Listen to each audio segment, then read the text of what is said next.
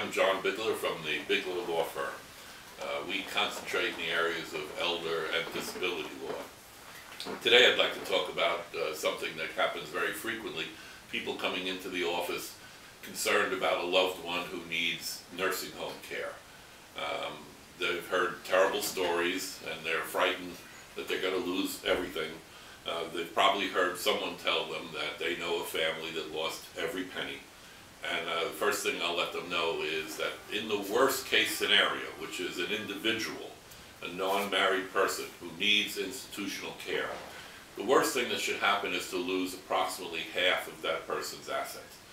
Very often we can do better than that depending on the situation. There may be family members, there may be someone, a child who's disabled, or a child who's living in the home. We may be able to save considerably more than half, but the worst thing is to lose half.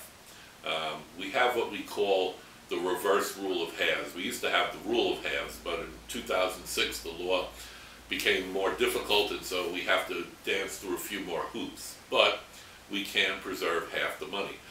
The way it works is this, and when you hear it, you're probably going to look at me and say, what the heck is this guy talking about? But the fact is, we have to have three things happen. The person has to be in the nursing home. They have to have their assets reduced to the Medicaid resource allowance of $14,400. And we have to file what I call the Ralph Cramden Medicaid application. And that's the application, if you're old enough, you'll know. It's one of those where you know that I know that you know that I know that that application is going to be denied.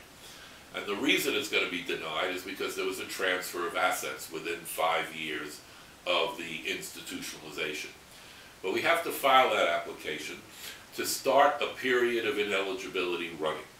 And what we'll do is we will, at the same time, we will transfer all of that person's assets over the resource allowance, and we'll transfer it in 2 installments.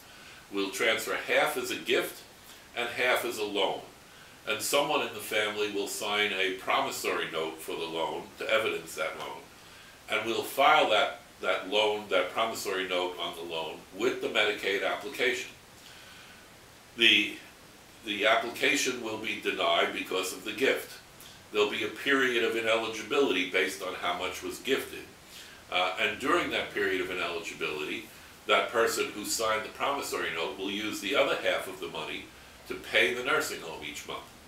We will then calculate when the period of ineligibility is over, and that will coincide with the loan payments.